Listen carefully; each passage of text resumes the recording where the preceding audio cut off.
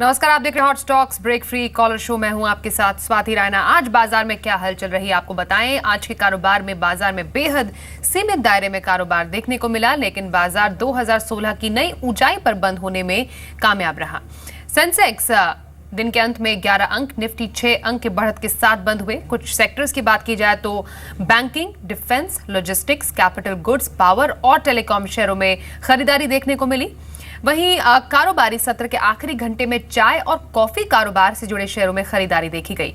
दिग्गजों के मुकाबले छोटे मझौले शेयरों में आज ज्यादा खरीदारी रही। तो बाजार में तेजी है। कुछ जानकार इसके बारे में क्या कहते हैं। एम्बिट इन्वेस्टमेंट के एंड्रयू हॉलैंड का यह मानना है कि बाजार को लेकर फिलहाल कोई बड़ी चिंता की बात नहीं। उनके मुताबिक मॉनसून भारतीय बाजार के लिए बड़ा ट्रिगर साबित होगा। In terms for India, obviously everything rests now on the monsoon, and there's no risk in terms of being priced in that it would be worse than is being predicted. So if that's all okay, then you'll get the momentum in the second half for earnings and everything else. So I'm not overly cautious. I just think that we probably had a pretty good run. Valuations don't stack up at the moment to move the market significantly higher from here. So I think we might consolidate around these levels, maybe edge a little bit lower over the next few weeks. हमारे साथ इस वक्त Pradeep Sureka, market expert भी जुड़ गए हैं। बहुत स्वागत है आपका हॉट स्टॉक्स में प्रदीप। सीमित दायरे में कारोबार देखने को मिला, लेकिन 2016 की नई ऊंचाई को भी छूने में कामयाब बाजार रहा। मॉनसून ने दस्तक दे दी है केरल में, कितना बड़ा फैक्टर मानते हैं और आने वाले टाइम में क्या आउटलुक देखते हैं मार्केट का? देखिए, सारे ही अच्छे फैक्टर हम लोगों को देखने के लिए मिल रहे हैं। सब तरफ से अच्छी खबरें, और आज जिस खबर का इंतज़ार था वो भी रियलिटी में दिखलाई दे गई कि केरल में मानसून पहुंच चुका है। इन सब को देखते हुए, एफआईआई का फ्लो देखते हुए, और अब जितने भी इवेंट थे वो एक बार सब हमारे पीछे हो चुके हैं। अर्निंग हमारी अच्छी थी, आरबीआई में कुछ हुआ नहीं। अब लोगों को ये मालूम है कि फेड की रेट बढ़नी है, वो जून में बढ़ जाए, जुलाई में बढ़ जाए। तो ये सारी चीज़ों को देखते हुए लगता है कि बुरी खबर अभी यहाँ पे कोई है नहीं, और न कोई आने की उम्मीद है। केवल एक खबर है, जो ब्रिटेन यूरोजोन से बाहर होगा या अंदर रहेगा। इस खबर के ऊपर में जो भी एक रिएक्शन बाजार का आना है, वो एक रिएक्शन जरूर आ सकता है। इसके अलावा ऐसी कोई बात नहीं लगती है कि हम बहुत बड़े करेक्शन में चले जाएंगे। हाँ, जरूर थोड़ा सा टेक्निकल चार्ट पे हम ओवरबॉट हो चुके हैं। रैली बहुत अच्छी बन चुकी है, तो हो सकता है मार्केट यहाँ पे थोड़ा पॉज करे या थोड़ा सा करेक्शन ले। और वैसे भी हम एक बहुत अच्छे रेसिस्टेंस के पास पहुँच रहे हैं, जो 8330 के आसपास हो रहा है। लेकिन थकान कहीं भी नहीं है, बाइंग अच्छी है, तो लगता है कि डिप और बाई ऑन डिप का मार्केट ही बना हुआ है। हाँ, एक काफ़ी अच्छे मोर्चे पर, मानसून के मोर्चे पर अच्छी खबर आई। हफ्ते भर की देरी ही सही, लेकिन मॉनसून ने केरल में दस्तक जरूर दे दी। मौसम विभाग ने इसका आधिकारिक ऐलान भी कर दिया है, और मौसम विभाग के मुताबिक केरल और तमिलनाडु के ज्यादातर हिस्सों और कर्नाटक के कुछ हिस्सों में मॉनसून की बारिश हो रही है, और 2 दिन के अंदर मॉनसून पूरे कर्नाटक और केरल को कवर भी कर सकता है। आमतौर पर मॉनसून 1 जून को केरल पहुंचता है। तो मॉनसून के मोर्चे पर तो अच्छी खबर, लेकिन एक और बड़ी खबर आज की रही, वो ये रही कि देश की सबसे बड़ी आयरन ओर माइनर एनएमडीसी और एमओआईएल के शेयरों में बायबैक की खबर के बाद दबाव देखा गया है। दोनों कंपनियों के बोर्ड ने करीब 20% शेयर बायबैक को मंजूरी दी है। एनएमडीसी 94 रुपए के भाव पर और एमओआईएल 248 रुपए के भाव पर शेयर बायबैक करेगी। इस न्यूज के बाद आपको क्या लगता है प्रदीप, क्या रिएक्शन रह सकता है मार्केट में इसका? देखिए, बहुत ज़्यादा इस पर कुछ रिएक्शन होगा नहीं, क्योंकि गवर्नमेंट ऑफ इंडिया अपने शेयर बेच रही है और गवर्नमेंट ऑफ इंडिया ही खरीद रही है। कंपनी के पास जितने बड़े पैसे, जितनी बड़ी मात्रा में कैश पड़े हैं, गवर्नमेंट इन शेयरों को मार्केट में बाजार के हालात देखते हुए, और इन शेयरों के भाव बहुत नीचे है, तो अभी बेचना नहीं चाह रही है। तो कंपनी अपने शेयर अपने पैसे से गवर्नमेंट का हिस्सा खरीद करके रख लेगी। इस पर कोई बहुत बड़ा एक्शन या रिएक्शन बाजार के अंदर या इन शेयरों पर होगा, ऐसा समझ में नहीं आता है। वहीं कुछ और शेयर्स में टेलीकॉम शेयरों की बात की जाए तो आज अच्छी तेजी देखने को मिली है टेलीकॉम शेयरों में। टेलीकॉम कमीशन ने स्पेक्ट्रम यूसेज चार्ज 5% के बजाय 3% करने के प्रस्ताव को हरी झंडी दे दी है, जिससे टेलीकॉम कंपनियों में एक्शन दिखा। खासतौर पर रिलायंस कम्युनिकेशन और भारती एयरटेल भी 2% मजबूत हुए। अब ट्राई के इस प्रस्ताव पर कैबिनेट की अगली बैठक में फैसला हो सकता है। प्रदीप, आपको लगता है आने वाले टाइम में जो खासतौर पर टेलीकॉम सेक्टर है उसमें थोड़ा बूस्ट देखने को मिल सकता है इस खबर के बाद? देखिए, बहुत बड़ी तेजी हमको कोई भी न्यूज के ऊपर में टेलीकॉम सेक्टर में देखनी नहीं चाहिए, क्योंकि ये सारे स्टॉक अगर आप तीन दिग्गजों की या जो ट्रेडर फैंसी स्टॉक है, भारती, आइडिया या आरकॉम, इन तीनों को देखिए तो ये करीब करीब बहुत लो पे ट्रेड कर रहे हैं। आइडिया में जिस तरीके से अभी 3-4 दिन पहले एक इन्वेस्टर ने अपनी स्टेक बेच दी, तो ये सब खबरों का थोड़ा बहुत एक्शन बाजार के अंदर में कभी कभार आपको 2, 4, 5, 10% का मूव अप या डाउन साइड में मिल सकता है। लेकिन अभी इन कंपनियों के जो हालात है और जो भी एक नया प्लेयर बाजार में रिलायंस जियो के आने का जो भय बन गया है, इन सब बातों को देख करके लगता नहीं है कि इन स्टॉक में अभी तुरंत में कोई बहुत बड़ी तेजी बन जाएगी। हाँ, इस तरीके की खबरें आती रहेगी तो उस पर कभी आपको नीचे के लेवल से 5, 7, 10% का एक ट्रेडिंग मूव मिल सकता है, लेकिन इन्वेस्टमेंट के लायक अभी ये शेयर बचे नहीं है। Highlight of the day defence share भी रहे आज। भारत को MTCR में एंट्री मिलने से डिफेंस शेयरों में शानदार तेजी देखने को मिली। मिसाइल टेक्नोलॉजी कंट्रोल रिजीम में एंट्री से भारत ज्यादा क्षमता के मिसाइल बना पाएगा और इनका एक्सपोर्ट पर भी असर दिखेगा। लिहाजा डिफेंस शेयरों में जोरदार खरीदारी देखने को मिली। प्रधानमंत्री मोदी का US दौरा और कई सेक्टर्स को इससे उम्मीद है। IT सेक्टर भी एक उसमें से सेक्टर और डिफेंस सेक्टर में आज तेजी देखी गई है। प्रदीप, आने वाले टाइम में एक पॉजिटिविटी बनी रह सकती है?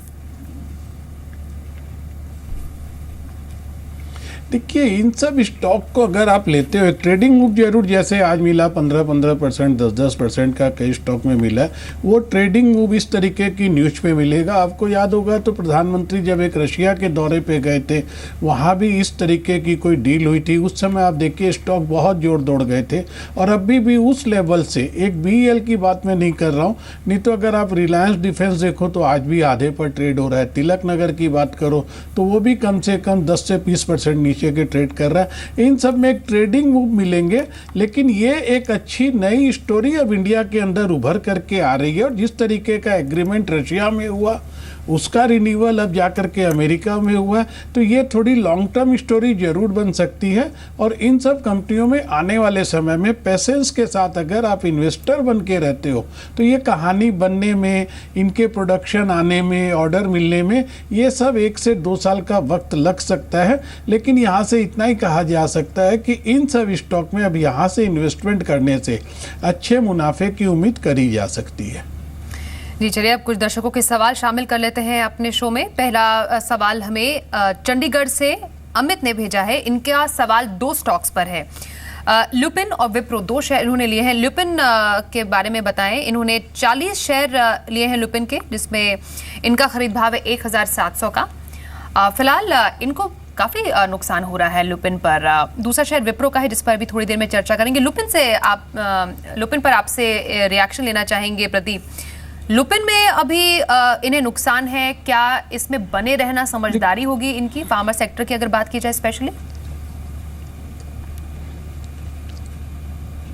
देखिए, पूरे मार्केट में अगर हम अभी खोजें तो ये एक सेक्टर हमको दिखलाई दे रहा है, या सभी को दिख रहा होगा, जो बहुत ज़्यादा अंडर परफॉर्म कर रहा है। और इस पे अंडर परफॉर्मेंस की कुछ 2-3 रीजन भी है। देखिए, एक तो हमेशा US रेगुलेटर का डर रहता ही है, और अब कुछ ना कुछ इंडियन गवर्नमेंट की तरफ से भी दवाइयों के प्राइस वगैरह पे रिस्ट्रिक्शन की बातें आ रही है। तो इन सब स्टॉक्स में मेरे को लगता है डाउन साइड यहाँ से बहुत ज़्यादा नहीं है, क्योंकि ऊपर से बहुत ज़्यादा पिट चुके हैं। लेकिन अभी लगता नहीं है कि इन स्टॉक में कोई बहुत अच्छा मुनाफा या बहुत अच्छा मोमेंटम तुरंत बन जाएगा।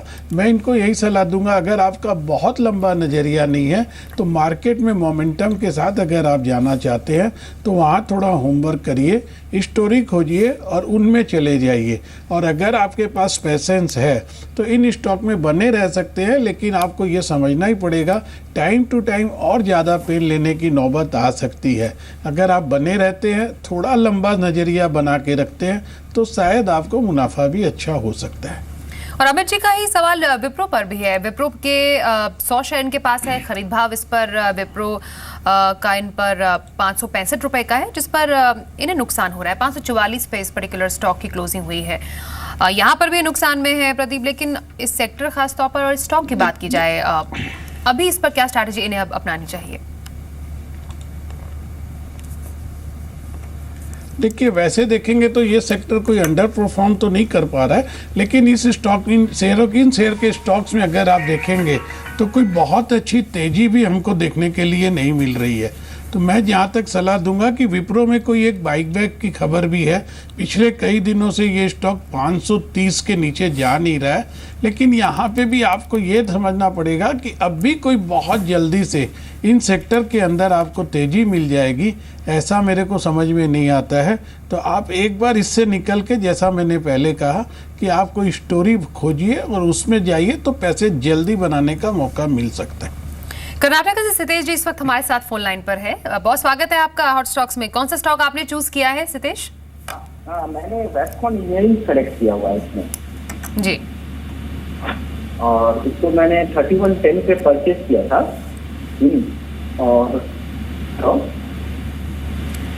और आपके शेयर 1200 शेयर आपने लिए हैं।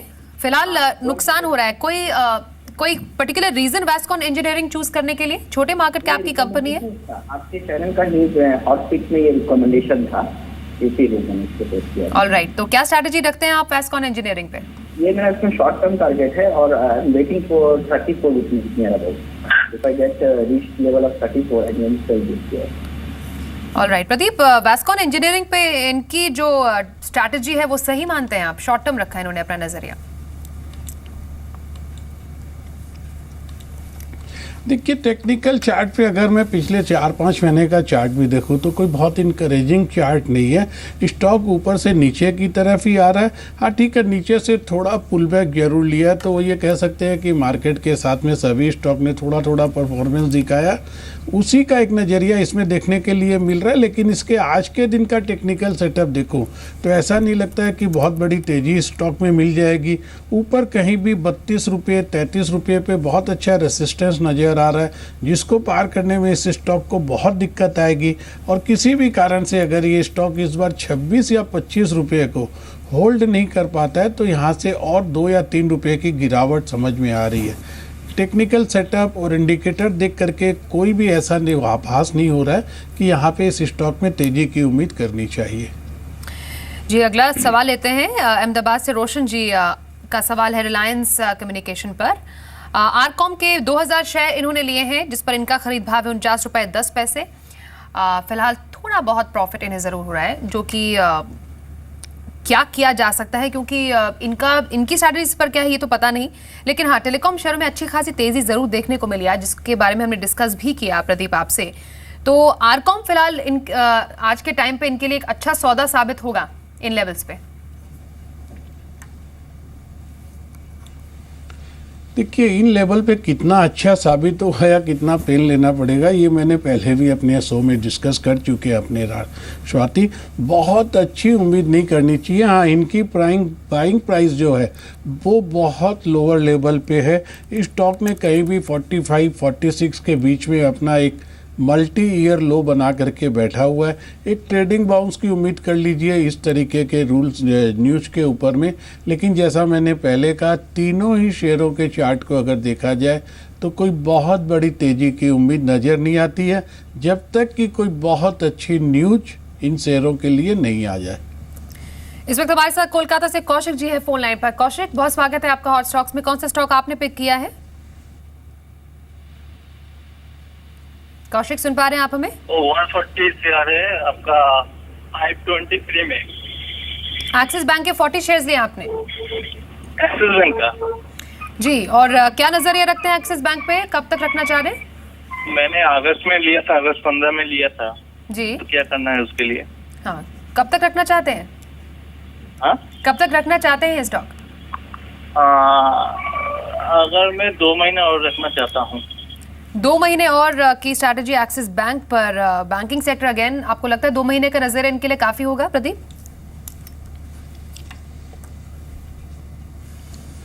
देखिए 2 महीने के नज़रिए में अभी तो इस स्टॉक को या इस पूरे सेक्टर को देख के लगता है कि उम्मीद मुनाफे की करनी चाहिए, लेकिन कौशिक बाबू ने अगस्त 15 में 500 रुपये पे ख़रीदा, भाव तो आ गया और ये स्वाभाविक होती है, भाव आते ही निकलने का रास्ता भी खोजना पड़ेगा।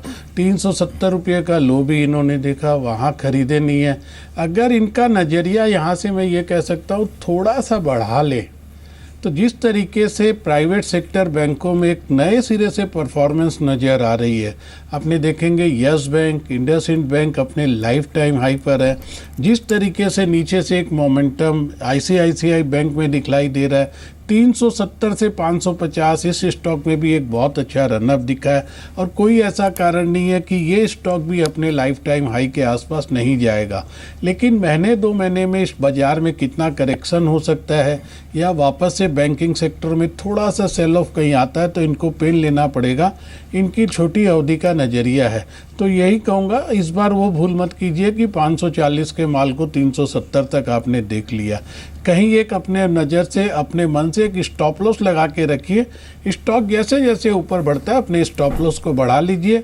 कहीं एक जगह पे आपको मुनाफा मिलता है तो निकल भी जाइए, क्योंकि आपकी अवधि बहुत छोटी है। जी, हिमाचल प्रदेश से विशाल गुप्ता जी इस वक्त फोन लाइन पर है। विशाल, स्वागत है आपका हॉट स्टॉक्स में। कौन सा स्टॉक आपने पिक किया है? कैस्ट्रॉल लिया है स्वस्ति जी, 392 पे तो 25 शेयर। ऑलराइट। कब लिए थे आपने कैस्ट्रॉल के शेयर? लगभग 1 हफ्ता हो गया जी। हाल ही में लिए हैं। और क्या स्ट्रैटेजी सेट किया आपने? स्ट्रेटेजी लॉन्ग टर्म है, पर्सपेक्टिव ऑलमोस्ट 2 इयर्स। 2 साल का नजरिया कैस्ट्रॉल इंडिया पर, जिसमें फिलहाल इन्हें थोड़ा बहुत नुकसान है। प्रदीप, क्या इस नजरिए के साथ चलना कैस्ट्रॉल इंडिया में सही है? देखिए ये स्टॉक ऐसा नहीं है जिसपे कि आप 2 साल का नज़रिया बना के रख लें। हाँ, स्टॉक नो डाउट बहुत अच्छा स्टॉक है। अपने प्रोडक्ट में जिस तरीके का ये लुब्रिकेंट वगैरह बनाते हैं, मार्केट में एक प्रीमियम सेगमेंट में इनका लुब्रिकेंट गिना जाता है। लेकिन 2 साल के लिए आपको बहुत पेशेंस रखना पड़ेगा, क्योंकि ना तो ये ट्रेडर का डार्लिंग है और ना ये कोई F&O के अंदर होते हुए भी कोई बहुत बड़े इन्वेस्टर या बहुत बड़े FII का भी ये डार्लिंग शेयर है नहीं। तो और ये चलेगा अपने फंडामेंटल बेस के ऊपर में। अभी जो इसमें जो गिरावट आई थी वो करीब 550 से नीचे जो गिरा स्टॉक 450 से 350 तक, इसमें भी वही कहानी थी कि किसी इन्वेस्टर ने अपनी बहुत बड़ी स्टेक खाली करी थी। तो हो सकता है वापस थोड़ा बाजार के साथ में 400 की एरिया तक आपको ये स्टॉक देखने के लिए मिल सकता है, लेकिन बहुत अधिक उम्मीद आप इस स्टॉक से मत कीजिए। 2 साल का नज़रिया मैं ये कह सकता हूँ पेन तो शायद कम लेना पड़ सकता है आपको, लेकिन नफ़ा कोई बहुत बड़ा होगा ऐसा नहीं लगता है। तो अगर आप स्विच कर सकते हैं तो अभी जो मार्केट में नई नई स्टोरी उभर करके आ रही है, ऐसी किसी स्टोरी में जाइए जहाँ पे आपको थोड़ा अधिक मुनाफे की उम्मीद आप कर पाओगे। अगला सवाल सूरत से समीर जी का हमारे पास है। सास्कन कम्युनिकेशंस पर इनका सवाल है। 240 शेयर इन्होंने लिए हैं, जिस पर इनका खरीद भाव है 332 रुपये 85 पैसे।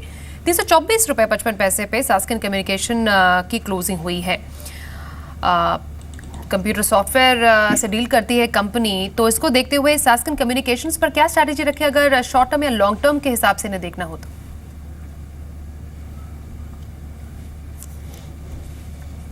देखिए एक बहुत बड़ी रैली स्टॉक के अंदर 230 से 450 रुपये तक की करीब 15-20 ट्रेडिंग सेशन में देखी गई थी, और उस समय इस स्टॉक में कोई एक ऐसी बात आ रही थी कि इनको कहीं से बहुत बड़ा पेमेंट मिलने वाला है। पूरा वो रीजन अभी मेरे जहन में नहीं है, लेकिन इस तरीके की बात थी और उस पर कंपनी को स्पेशल डिविडेंड वगैरह की भी बातें कर रही थी। तो अभी जो चार्ट सेटअप देख रहा हूँ, स्टॉक वहाँ से ये जो 200 पॉइंट की रैली के बाद जो करेक्शन हुआ है, अब एक बार ये करेक्शन थम तो गया है। लगता तो नहीं है कि ये स्टॉक यहाँ से बहुत ज़्यादा नीचे की जर्नी दिखा पाएगा। 300-310 एक बहुत अच्छी सपोर्ट एरिया आप मान सकते हैं। आज के सेटअप को देख के लगता नहीं है कि बहुत जल्दी से इसको ये तोड़ लेगा, लेकिन ठीक इसके विपरीत मैं ऊपर की तरफ भी बात करूं तो 350, 360, 340 ये एक बहुत अच्छा रेसिस्टेंस जोन भी नज़र आ रहा है। जिस न्यूज पे स्टॉक में जितनी बड़ी बढ़त आ चुकी है, अब लगता है उसका असर ख़त्म हो गया और दोबारा से आप ज़्यादा उम्मीद मत कीजिए जब तक 350-60 को ये पार नहीं कर पाता है। जी, मेरे सहयोगी संदीप हमारे साथ जुड़े हुए हैं जो कि बता रहे हैं कि कौन से 5 स्टॉक्स जहां पर मुनाफा कमाई की जा सकती है। बताइए संदीप, कौन से 5 स्टॉक्स पिक किए हैं आपने? जो शुक्रिया। आज के लिए जो पहला काउंटर है वो एक डिफेंस प्ले है वॉलचंद नगर इंडस्ट्रीज का। इनफैक्ट पूरे डिफेंस एज अ पैक में देखिए काफ़ी अच्छे गेंस देखने को मिले। 2 खबरें थी, एक तो अमेरिका भारत में 6 न्यूक्लियर रिएक्टर लगाएगा, एक पॉजिटिव खबर थी, और साथ ही साथ MTCR में शुमार होने वाला भारत 35वां देश बना है। ये 2 ऐसे ट्रिगर थे जिसकी वजह से पूरे डिफेंस एज अ पैक में काफ़ी अच्छे गेंस देखने को मिले और वॉलचंद नगर भी काफ़ी अच्छी तेज़ी के साथ बंद हुआ। उदित गोयल मानते हैं कि जो खरीदारी है, ये जो तेज़ी है और भी जारी रह सकती है। खरीदारी करके चलें, 160 तक के जोन देख सकता है काउंटर। 147 रुपये का स्टॉप लॉस भी जरूर रखें। इसके अलावा चीनी चाय एज अ पैक में अगर आप देखिए कारोबार के आखिरी घंटों में ज़बरदस्त खरीदारी देखने को मिली। दरअसल जो हाल ही में नीलामी हुई उसमें जो कीमतें हैं चाय की वो 3 महीने की ऊपरी स्तरों पर पहुंच गई हैं, जिसकी वजह से पूरे चाय एज अ पैक में अगर आप देखिए काफ़ी अच्छे गेंस देखने को मिले। टाटा ग्लोबल बेवरेजेस एक ऐसा काउंटर है जिसमें मुदित मानते हैं आप खरीदारी कर सकते हैं। आज 5% के आसपास की तेजी थी। 129 तक के target on the higher side देखने को मिल सकते हैं। 121 रुपये का स्टॉप लॉस लगा के इसमें आप खरीदारी कर सकते हैं। NIT टेक एक मिड कैप IT काउंटर है, इसमें आज काफी अच्छे गेंस सुबह से ही देखने को मिले थे। दरअसल क्रेडिट स्विस की एक रिपोर्ट आई थी, इसमें उन्होंने आउट परफॉर्म रेटिंग बरकरार रखी और टारगेट प्राइस हो जाए हैं 675 रुपीज़, जो कि मौजूदा लेवल से काफी ऊपर के दायरे दर्शाता है। तो उस लिहाज से इस काउंटर में काफी अच्छे गेंस आज देखने को मिले और मुदित मानते हैं कि जो तेजी है कैरी फॉरवर्ड हो सकती है। 555 का टारगेट लेकर इसमें खरीदारी करें। 532 के आसपास का इसमें आपको स्टॉप लॉस भी रखना होगा। इसके अलावा मानसून आज केरल हिट किया है, ये पॉजिटिव खबर निकल के सामने, जिसकी वजह से एग्री एज अ पैक में काफी अच्छे गेंस देखने को मिले। कोरोमंडल इंटरनेशनल के अलावा अगर आप देखिए Aries agro, GSFC, NFL, Kaveri seed जैसे जो काउंटर्स हैं उनमें आज काफी अच्छा तेजी का रुझान देखने को मिला। कोरोमंडल में AK प्रभाकर मानते हैं कि जो तेजी है वो आगे भी जारी रह सकती है। 270 तक के जो जोन है ये काउंटर टेस्ट कर सकता है। 243 का स्टॉप लॉस लगाएं, खरीदारी करके चल सकते हैं इस काउंटर में।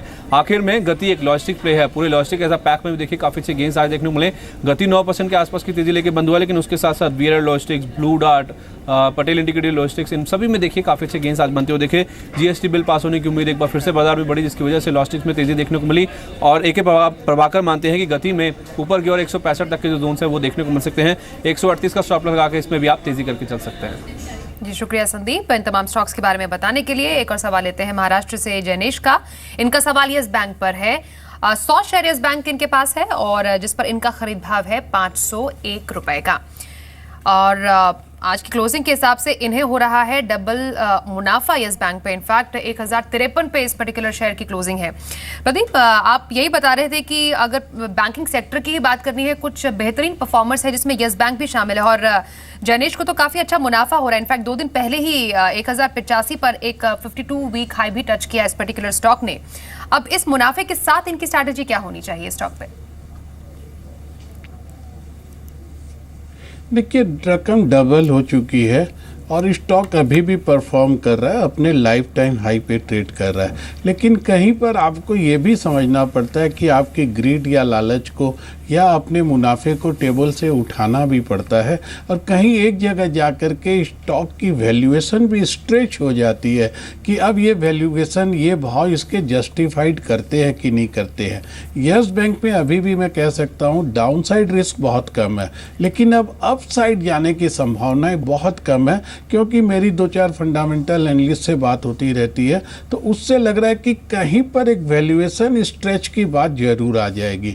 आपका मुनाफा बहुत अच्छा हो रहा है, आप कोई भी एक मन से स्टॉप लॉस लगा लीजिए। जैसे मान लीजिए कि आपको 20% बाजार को देना है, 80% अपने घर में जरूर लाना है, तो आप 900 रुपये का स्टॉप लॉस लेकर लीजिए। या इस मुनाफे से आपको 10% देना है तो 950 का स्टॉप लॉस तो आप जरूर लगा लीजिए, जहाँ से कि ये रकम आपका घर में आया हुआ मुनाफा वापस नहीं चला जाए।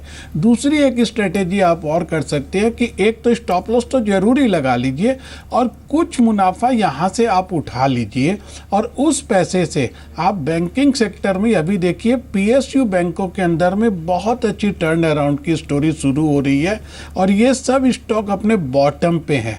इनमें से कोई अच्छा स्टॉक, चाहे आप दिग्गज के साथ चले जाइए या दिग्गज के बाद 1 नंबर 2 नंबर 3 नंबर में जिन PSU बैंक की गिनती होती है, कुछ पैसा 20-25% यहाँ से आप उठा करके वहाँ लगा लीजिए।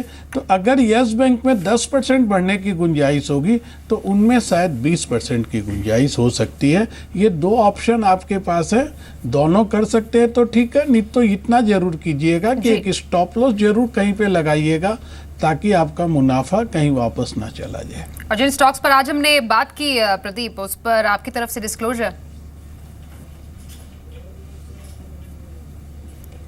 देखिए, कुछ बैंकिंग स्टॉक तो जरूर मेरे पोर्टफोलियो में हो सकते हैं, और बाकी जिस राय लाइन पर आपके दर्शकों को राय देता हूं, उसी लाइन पर मैं अपने क्लाइंट से भी सारे स्टॉक को डिस्कस करते रहता हूं। Thank you so much Pradeep Sureka हमारे साथ जुड़ने के लिए हॉट स्टॉक्स के आज के इस एपिसोड में।